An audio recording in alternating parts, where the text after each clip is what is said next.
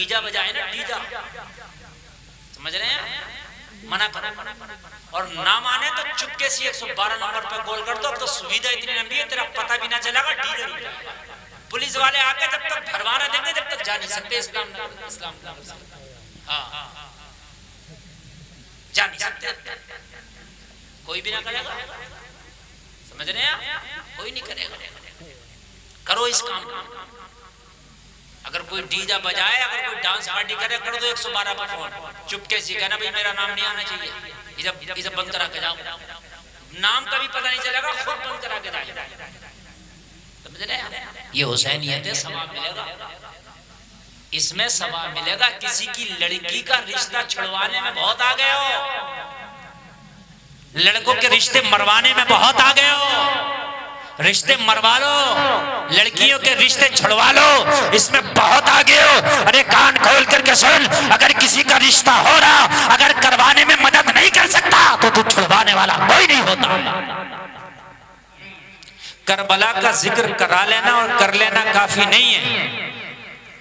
कमाल जब है कि जब करबला वालों की जिंदगी को अपनाया जाए।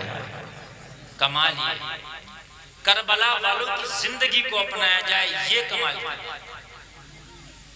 हजरात, पूरी जिंदगी भी अगर आपने करबला वालों का जिक्र सुना और आप करबला वालों के तरीके को ना अपना सके, आपने पूरी जिंदगी करबला वालों का जिक्र किया मगर करबला वालों के आप रास्ते पे ना चल सके, तो खुदा की कसम ये जिक्र करना और सुनना किसी काम का नहीं। मैदान महशर में करबला वाले तुम्हारा दामन पकड़ के पूछेंगे, बता तुझे दुनिया में अल्लाह ने भेजा था, मोहलत दिया था, लेकिन तू जिक्र मेरा करता था, काम यजीद वाले करता था।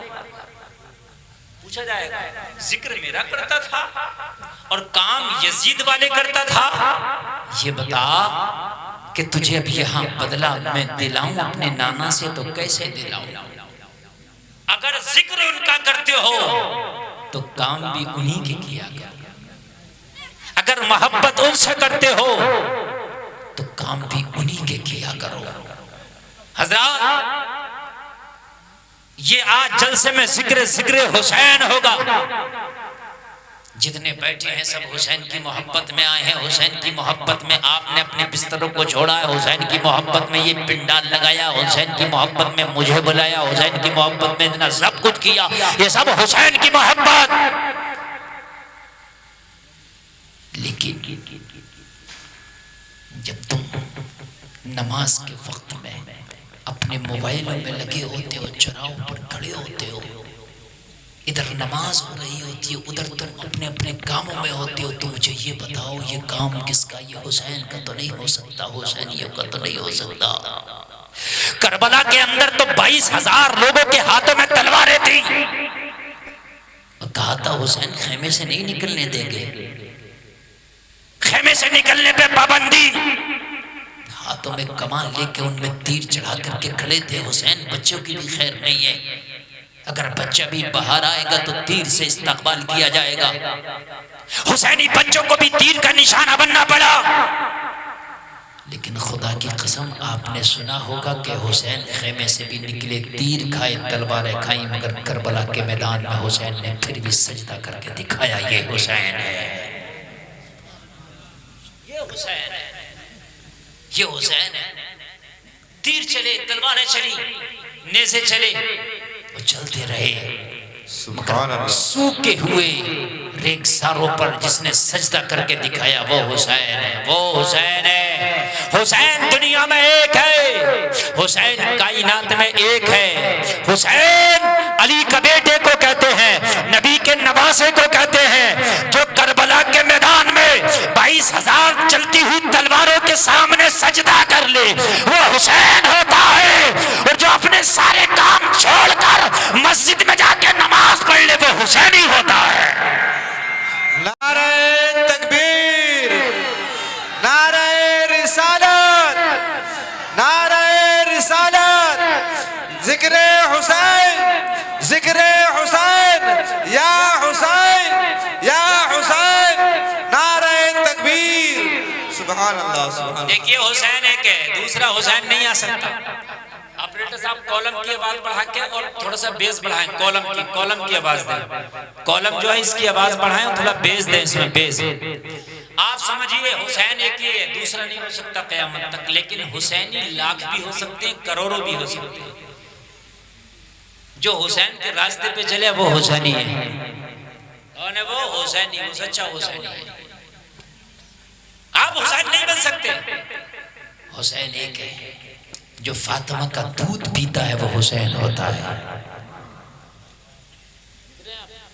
जो अली की उंगलियां पकड़ के चल ले वो हुसैन होता है। जो नबी के कांधों पे सवारी खाए वो हुसैन होता है। लेकिन जो दुनिया के कामों को ठुकरा करके नमाज के वक्त में नमाज अदा कर ले वो हुसैनी होता है, वो हुसैनी होता है, वो हुसैनी होता है। आज हमारे मुसलमानों में अजीब मामला है। उनसे पूछो, हुसैनी कहेगा मैं सबसे बड़ा हुसैनी, मैं हुसैनी, मैं हुसैनी। उससे पूछो तू हुसैनी है? हाँ मैं हुसैनी हूँ। उसे पूछो अगर तू वाकई हुसैनी है तो वजू का तरीका याद है? कहेगा नहीं। नमाज पांचों टाइम की पढ़ता? कहेगा मौलाना नहीं। एक ने मेरे पास फोन किया, बोला हजरत ये बताइए ताजिया बनाना कैसा है? ये खुराफात बहुत चलती है। 10 दिनों तक तो इतनी चलेगी कि अगर 100 फोन आएंगे तो 90 फोन यही आएंगे, ताजिया बताओ, सिर्फ। अच्छा 10 दिन हुसैनी बनेंगे और 350 दिन, 355 दिन क्या बनोगे? साल में 365 दिन है तो पूरे 365 दिन हुसैनी रहो, खाली 10 दिन के हुसैनी ना बनो। बात समझ में आई कि नहीं आई? बताइए ताजिया बनाना क्या है? मैंने कहा बताएंगे, पहले नमाज सुनाओ हमें। समझ रहे हैं? नमाज सुनी तो खुदा की कसम अगर 90 ताजियादारों ने फोन किया तो मुश्किल से 88 के नमाज याद नहीं निकली, सिर्फ 2 के। और 2 के भी ऐसे निकली कि अगर कवायद की रोशनी में सुनी जाती तो वो भी नहीं। अब मुझे बताइए कहाँ की हुसैनियत है? बताइए आप मुझे, कौन सी हुसैनियत है? मैं नहीं मानता इस हुसैनियत को। नमाज याद नहीं है, ताजिए के लिए मरा फिर रहा, मौलवियों को गालियां दिए फिर रहा, ये कौन सी हुसैनियत है? हाँ तू नमाजी था, 5 वक्ता नमाजी, शरीयत पे अमल करता है, अब मौला हुसैन से मोहब्बत करता है, वाकई मोहब्बत करता है। तो अगर अल्लाह ने पैसा दिया है तो घर बाद में बना, पहले करबला जा। बात है कि नहीं? अल्लाह ने अगर पैसा दिया है तो यहाँ ताजिया बना के ज़ियारत ना करो, ओरिजिनल जाके करबला की ज़ियारत करो। और पैसा नहीं है तो फिर भी ये है कि चलो नक्शा एक करबला शरीफ बनाओ, बना के एक जगह रख लो, ज़ियारत कर लो, बात खत्म हो गई। ये ताजिया है। घुमाना, लड़ाना, जिताना, ये कहाँ से आया? ये खाली की खुराफात, ये आशिक़ हुसैन का काम नहीं है। पहले नमाज है, नमाज फर्ज है, और हुसैनी जो होगा पहले नमाज पढ़ेगा। नमाज शर्त है। रोज़े महशर के जांगुदास बुवत अव्वली पुरशिश नमाज बुवत। लोगों मैदान महशर में सबसे पहला अगर सवाल होगा तो आपसे ये सवाल नहीं होगा कि दुनिया में कितना खेत जोत कर आया है, कौन कौन सा खेत करके आया। सबसे पहला अगर सवाल होगा तो ये होगा इस्लाम नगर के लोगों के नमाज पढ़ के आया है कि नहीं पढ़ के आया है। सबसे पहला सवाल नमाज का होगा। हमारी मस्जिदें खाली हैं, मस्जिदें आज वीरान है, मस्जिदों के मीनारों से अजानों की आवाजें आती है, लेकिन कोई जाने की कोशिश नहीं करता। हम बवेली करते हैं। जो हजारों खुदाओं को मानते थे आज वो एक प्लेटफॉर्म पर खड़े हैं, जो एक खुदा को मानते थे वो हजारों जगह बट गए। हुसैनियत क्या है आज मैं आपको बता करके जाऊंगा। तेरे पड़ोस में अगर कोई भूखा है तो उसको खाना खिला दे, ये हुसैनियत है। अगर कोई गरीब बच्ची है उसके निकाह में उसकी मदद कर दे, ये हुसैनियत है। अगर कोई बीमार है उस बीमार का इलाज करा दे, ये हुसैनियत है। कोई कमजोर है उसे सता रहा है, कोई उसका साथ दे दे, ये हुसैनियत है। अगर तुम्हारे गांव में तुम्हारी बस्ती में कोई हराम काम होता है, गलत काम होता है, उसे रोक दो, ये हुसैनियत है।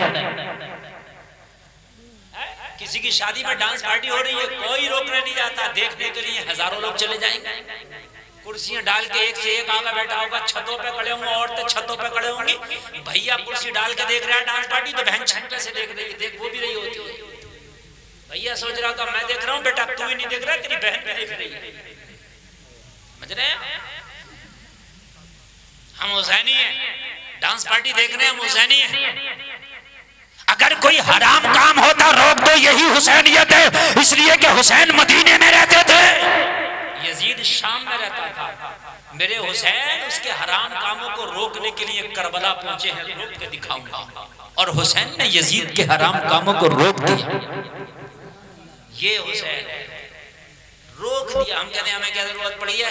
मस्जिद के इमाम साहब है तो तकरीर करने के लिए मस्जिद के इमाम साहब तकरीर करेंगे कि नाचना गलत है, शराब पीना गलत है। मस्जिद के इमाम साहब की तकरीर से काम नहीं चलेगा। हुसैनी तुम भी हो, हुसैनी मस्जिद के इमाम साहब भी हैं। मस्जिद के इमाम उसके खिलाफ तकरीर करेंगे और दूर रद्द अमल करेगा, उसके साथ नहीं रहेगा, मुखालफत करेगा। और अल्लाह ने अगर पावर दी है तो जाकर रोक दो उसको।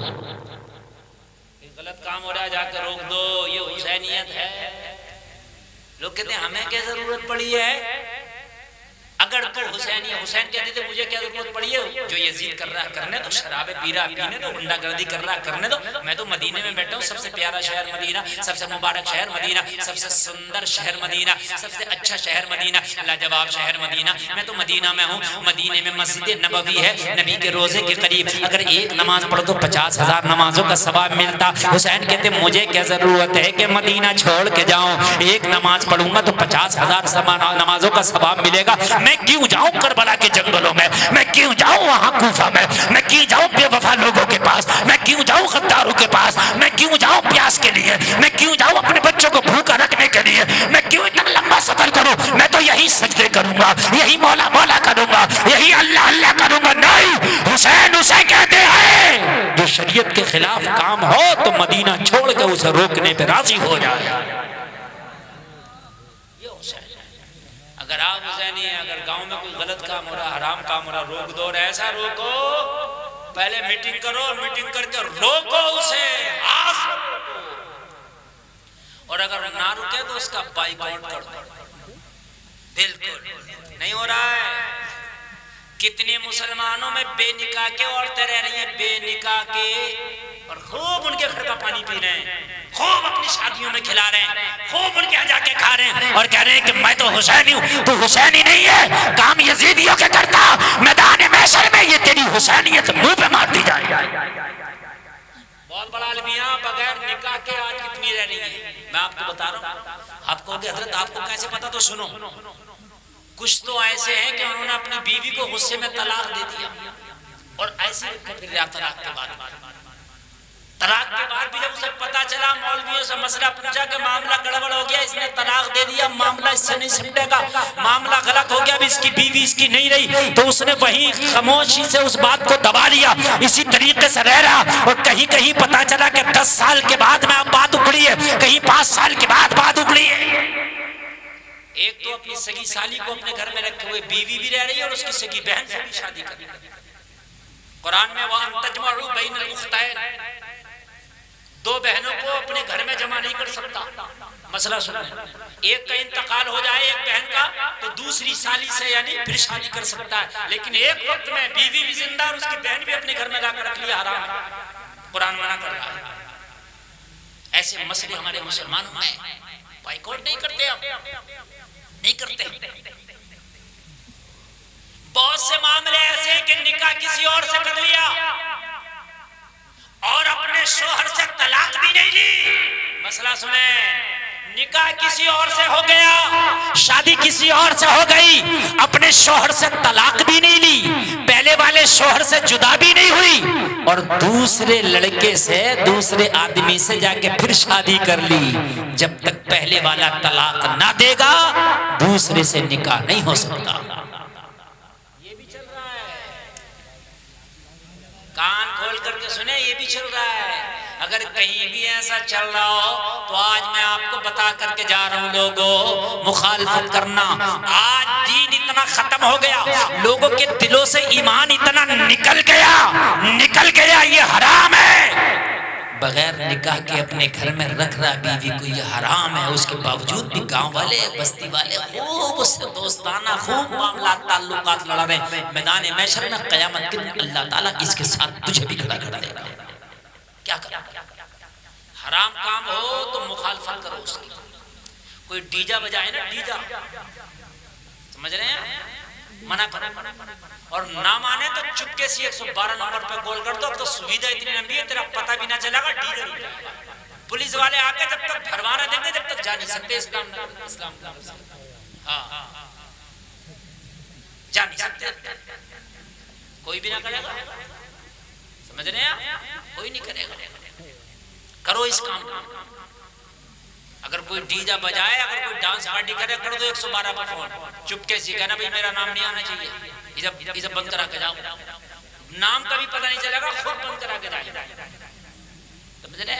ये हुसैनियत है, सवाब मिलेगा इसमें, सवाब मिलेगा। किसी की लड़की का रिश्ता छुड़वाने में बहुत आ गए हो, लड़कों के रिश्ते मरवाने में बहुत आ गए हो।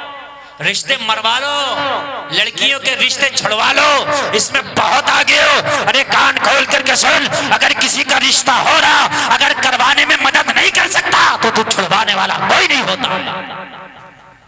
रिश्ता तोड़वाने वाला, रिश्ता छुड़वाने वाला, कान खोल करके सुन ले, अल्लाह की लानत है उस पर। रिश्ते बनवाओ, तोड़वाओ मत, बनवाने की कोशिश करो।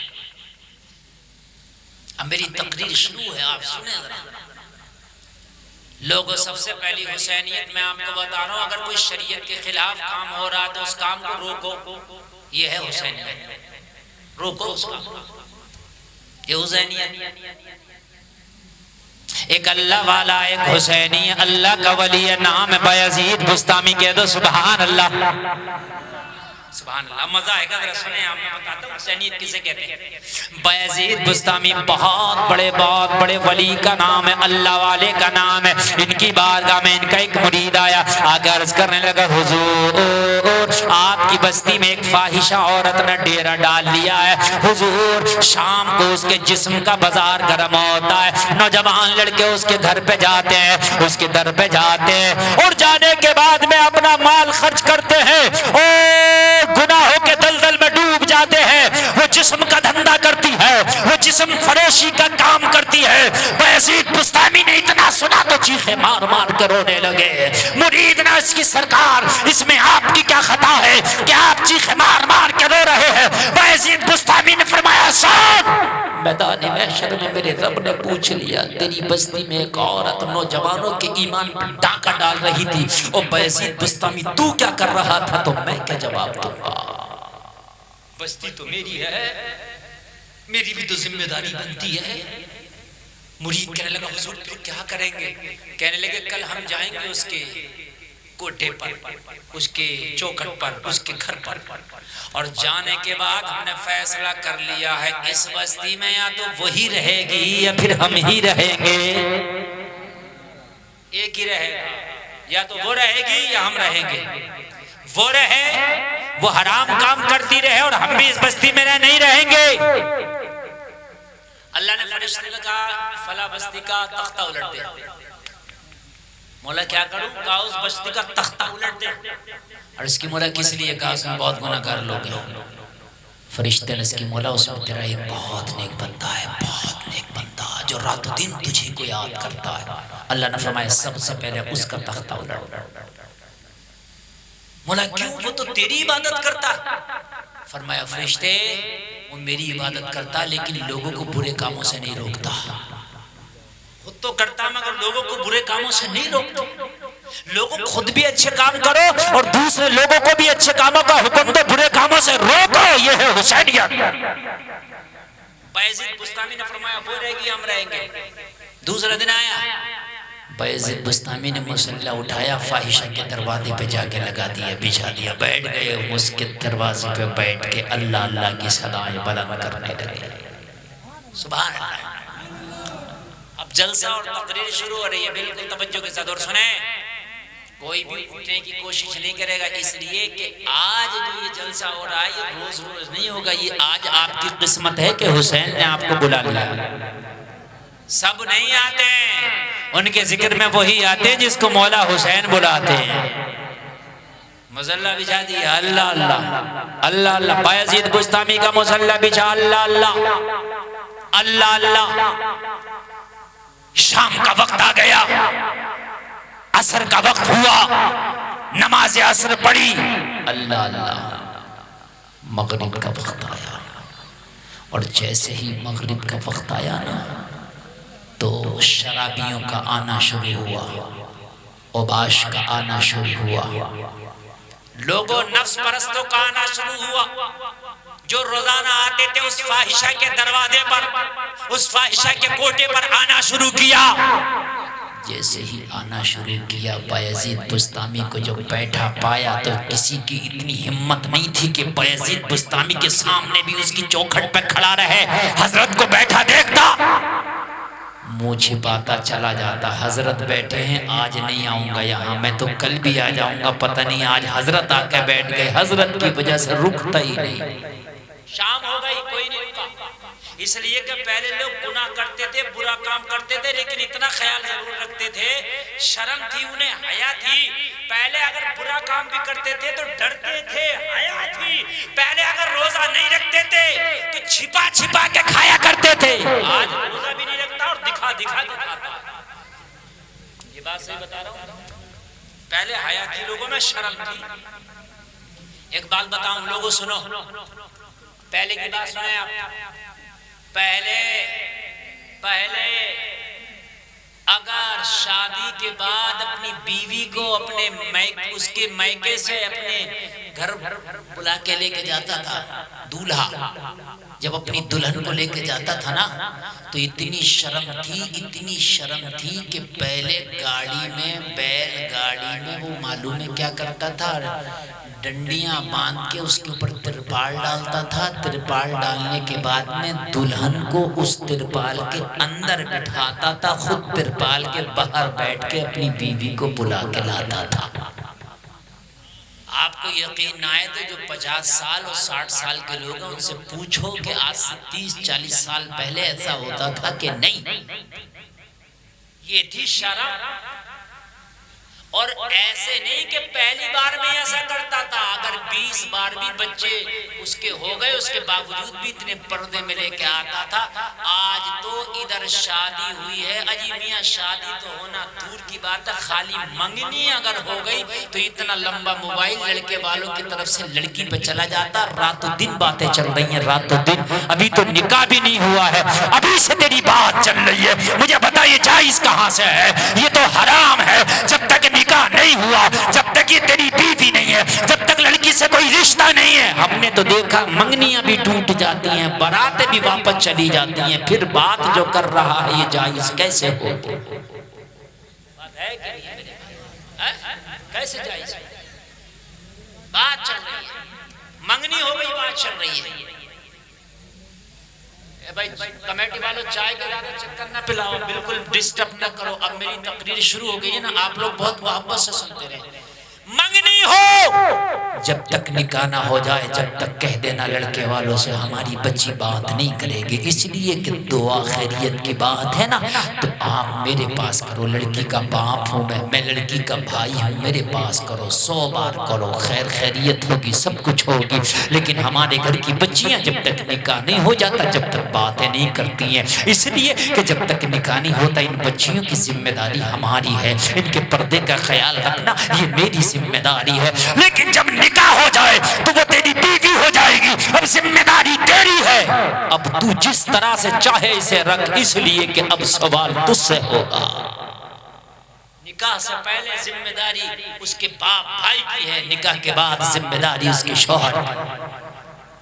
समझ रहे मेरे भाई कि नहीं समझ रहे? अब तो निकाह के बाद में भी जब बुला के लाता तो अपाचे मोटरसाइकिल पर बिठाल के लारा होता है, छिपकिया बना के, बिल्कुल जैसे छिपकली को चिपका के लारा होता है। बिल्कुल शर्म नहीं है, बिल्कुल हया नहीं। अच्छा, बिल्कुल हया नहीं है, हया का पास नहीं है, लिहाज नहीं है। पहले लोगों का हाल ये था, लोगों ये हाल था पहले लोगों का कि अगर कोई अपनी छत पे चढ़ता था ना, बस्ती में कोई पेड़ पे चढ़ता था ना, तो ऐलान करता था हम अपनी छत पे चढ़ रहे हैं, पर्दे हो जाओ। ये ऐलान आज होता, आज 5 मंजिल पे भी चढ़ता तो कोई ऐलान नहीं करता। क्यों नहीं करता? इसलिए कि पहला पर्दा करती थी, इसलिए पर्दे का ऐलान होता था। अब जब पर्दा ही नहीं हो रहा तो कोई ऐलान क्यों? पहले कोई नहीं चढ़ता था छत पे, क्यों चाचा? ऐलान होता था पर्दे हो जाओ, हम छत पे चढ़ रहे हैं। अब नहीं, अब नहीं है। अब किसको कहें पर्दे हो जाओ? तो मर्द को खुद पर्दे होना पड़ेगा। समझ रहे हैं आप? अब तो मर्द को खुद पर्दे होना पड़ेगा।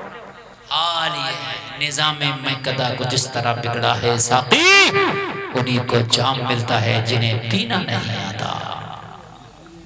हालात बहुत खराब है मेरे भाई, कयामत करीब है। हालात अपने सुधार लो, इसलिए कि अब क़यामत ज़्यादा वक्त नहीं है, बहुत करीब है। क़यामत की निशानियाँ जो बताई थी अल्लाह के रसूल ने, तकरीबन कुछ अगर छोड़ दें तो सारी निशानियाँ पूरी होती नज़र आ रही हैं। लोगों, क़यामत की एक निशानी ये थी कि लोगों के दरमियान से हया निकल जाएगी, निकल गई।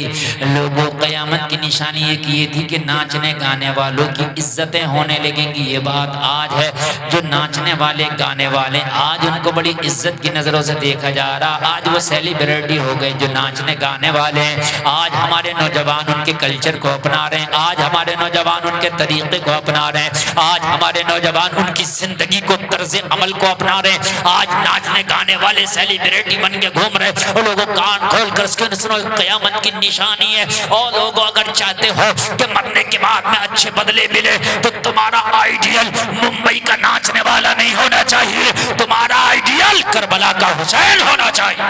बेशक, सुभान अल्लाह, सुभान अली का बेटा होना चाहिए, फातिमा का लाल होना चाहिए। बेशक, सुभान अल्लाह। तुम्हारा बायजीद बुस्तामी फाहिशा के दरवाजे पर बैठे हैं, फाहिशा की चौखट पर बैठे हैं। जितने भी आते हैं शर्म है, शराब जरूर पीते हैं, मगर इतना पता ये अल्लाह वाला बैठा। लोगों जरा गौर करो, गौर करो, फाहिशा के कोटे पर आए मगर इतना पता कि अल्लाह वाला बैठा है। वो बाश है मगर इतना पता है कि अल्लाह वाला बैठा। वो लोगों जरा गौर करो, पहले हाल ये था शर्म का कि बेटा अगर बीड़ी पी रहा, हुक्का पी रहा, 10 साल हो गए हुक्का बीड़ी पीते, वो अब्बा के सामने नहीं पी कभी भी, हया करते थे। इमाम साहब आ गए, हुक्का पी रहे तो इमाम साहब आ गए।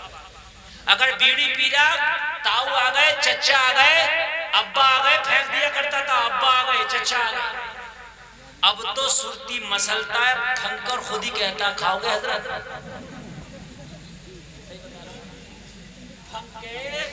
और खूब मसल के कहता खाओगे। हया खत्म भाई, हया बिल्कुल खत्म, शर्म नहीं रही लोगों। ये क़यामत की निशानी है। बायजीद बुस्तामी बैठे हैं अल्लाह वाले, और उनकी वजह से कोई रुक ही नहीं।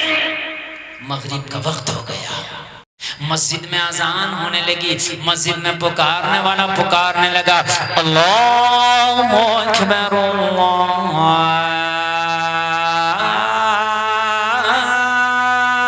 अल्लाहु अकबर।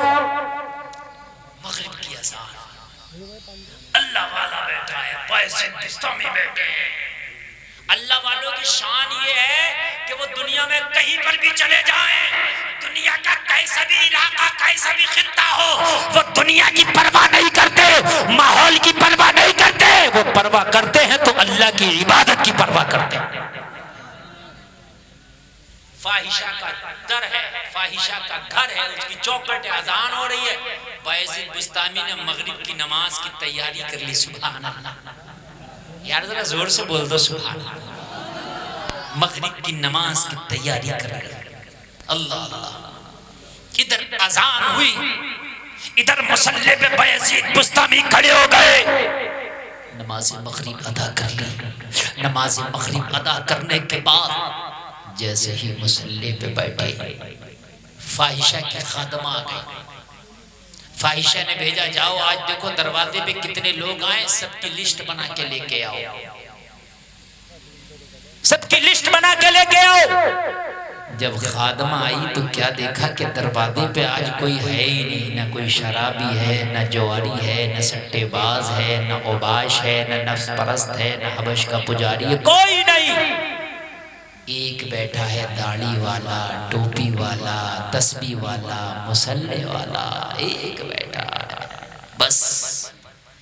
कहने लगी बाबा यहाँ कैसे आना हुआ,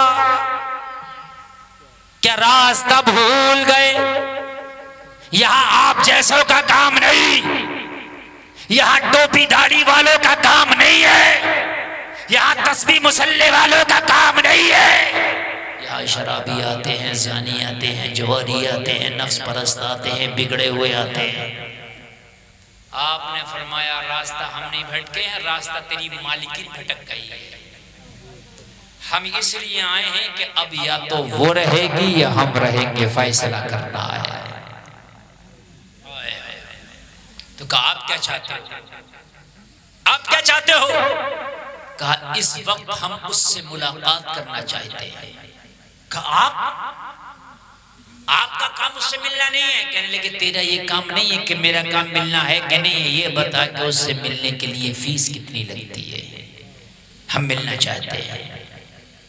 गई भागी भागी दौड़ी दौड़ी गई और जाने के बाद उस फाहिशा से बोली आज तेरी चौखट पे कोई नहीं है, जो रोजाना आते थे वो नहीं है, शराबी नहीं है, ओबाश नहीं है, नफ्स परस्त नहीं है, हबश का पुजारी नहीं है। कहने लगी फिर कौन है? कहने लगी बस एक बैठा है, टोपी वाला, दाढ़ी वाला, तस्बीह वाला, मुसल्ले वाला, अल्लाह अल्लाह वाला। हाँ एक। कहने लगी उसका दिमाग खराब हुआ है।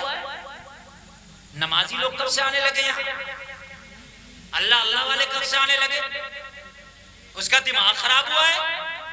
उससे जाके कहो बाबा हम नहीं मिलते, हमारे मिलने वाले लोग और हैं, हम उनसे मिलते हैं जो नफ्स के गुलाम होते हैं, हम उनसे मिलते हैं जो गुनाहों के दलदल में गोता लगाते हैं, हम उनसे मिलते हैं जो हमारे इनकम कराते हैं, हम उनसे मिलते हैं जो पैसा दे करके हमारा जिस्म खरीदते हैं। अरे हम जिस्म के सौदागर हैं, हमारा तुमसे बिजनेस नहीं चलेगा। आई कहने लगी बाबा वो तुमसे मिलना नहीं चाहता, वो जिस्म की सौदागर है, वो उन्हीं से मिलना चाहती है जो जिस्म की तिजारत करते हैं, वो आपसे नहीं मिलेगी। बयजीद बुस्तामी ने मुस्कुरा के फरमाया वो बेटी उससे ये पूछ के आया कि तुझे टोपी दाढ़ी तस्बीह मुसल्ले से कोई मतलब नहीं, उससे ये पूछ के मिलने की कीमत क्या लगेगी। जमाना देखो अल्लाह वाला काम करता है, कभी कभी अल्लाह वाले के काम उल्टे होते हैं, जमाने को उल्टे नजर आते हैं मगर हकीकत में वो काम सीधे होते हैं। उल्टी ही चाल चलते हैं दीवानगाने इश्क, आंखों को बंद करते हैं दीदार के लिए। अल्लाह वालों की शान निराली होती है, दुनिया वालों की नजर में काम उल्टे नजर आते मगर वो सीधे होते। कहने लगे हम मिलना चाहते हैं, उससे ये पूछ मिलने की कीमत क्या लगेगी। अरे वो जिस्म की सौदागर है ना, उसे तो कीमत चाहिए ना, कीमत देने हम तैयार हैं। फिर गई कहने लगी वो मिलना चाहता है, वो जिद कर रहा है, वो चाहता मिलेगा और वो कीमत पर मिलना चाहता, कीमत देना चाहता है। फाहिशा ने इतनी कीमत बताई, इतनी कीमत बताई, इतनी ज्यादा कीमत बताई ताकि कीमत सुन के वो मुझसे मुलाकात का मुश्ताक था। और एक बात बताऊं मैं आपको, बड़ी प्यारी बात बता रहा हूँ, बड़ी अच्छी बात बता रहा हूँ, सुनिए जरा इस बात को गौर से। अगर आप अच्छे हो जाओ तो अल्लाह का करम आपके ऊपर ऐसा होता है कि बुराई आप तक नहीं आती है, अल्लाह ताला बुराई को आपसे पहले ही बचा देता है। आप जब बुरा काम करते हो तो बुराई चल चल के आपके पास आती है, बुराई ढूंढती फिरती है आपको। कहाँ मिलोगे? गलियों में मिलोगे वहीं पकड़ लेगी, घरों में मिलोगे वहीं आ जाएगी। और आप नेकियां करो, अच्छाई करो तो नेकियां आपको ढूंढती फिरेंगी। आप नमाजी बन जाओ तो हज की दरख्वास्त भी आपके लिए अल्लाह मंजूरी कर देगा। सुभान। यूट्यूब एक ऐसी चीज है, उस पर जो तलाश करो वही आता है, फिर खुद ब खुद आता है। आप देख लियो, तजर्बा करो। आप यूट्यूब पे गाने सुनो, गाने आएंगे पुरानी के, नई फिल्मों के, बीट की फिल्मों के गाने आएंगे।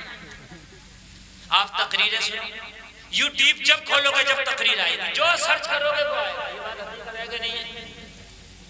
अगर आपको यकीन ना आए तो एक लड़का यहाँ बैठा होगा नवाब नाम का, बड़ी मोहब्बत करता है हमसे। वो कह रहा था हजरत 7 साल हो गया मैं आपकी तकरीरें सुनता हूँ। उसने यूट्यूब खोल के दिखाया तो मेरी तकरीर के अलावा उसके यूट्यूब में कुछ आ ही नहीं आया। जिधर से भी खोल लो मेरी तकरीर, क्योंकि जो सर्च करोगे वही आता। ऐसे ही इंसान का है, जो तुम ढूंढते हो वो तुम तक पहुंचता।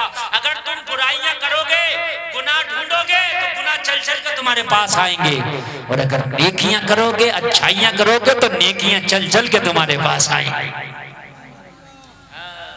चल चल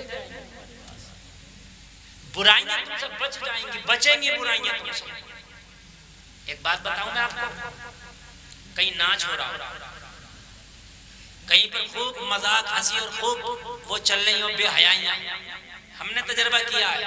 हम निकल जाएं, ये मौलाना लोग ये कोई भी निकल जाए, मैंने ये देखा औरतें कुछ शर्म करें मगर फिर भी कहती हैं हजरत आ रहे, थोड़ी सी शर्म करके थोड़ा सा मामला उस वक्त ठंडा हो जाता है। इसलिए कुछ ना कुछ अल्लाह ने इन लोगों की शर्म और हया रखी है कि इनकी वजह से बुराई थोड़ी सी हट बच जाती है। सही बता, आपको यकीन ना है, मैं आपको सबसे बड़ी बात बता रहा हूँ आज, और सबसे बड़ी बात आप लोग भी सुनो, आप तजुर्बा करना। आपने कभी सफर किया होगा ट्रेन में, बस में? अगर नहीं किया होगा तो आप करेंगे देखना, ट्रेन और बस में एक जमात आती है, जो बीच की जमात होती है, ना मर्द ना औरत, 6 नंबर वाली जो, ये 6 नंबर वाली जो जमात होती है बड़ी खतरनाक होती है। ये जब मांगती है तो जो देने वाला वो तो देते ही है, जो देने वाला नहीं है उससे भी ले लेती है। सही बता, बड़ी खतरनाक जमात, दे देगा क्यों नहीं?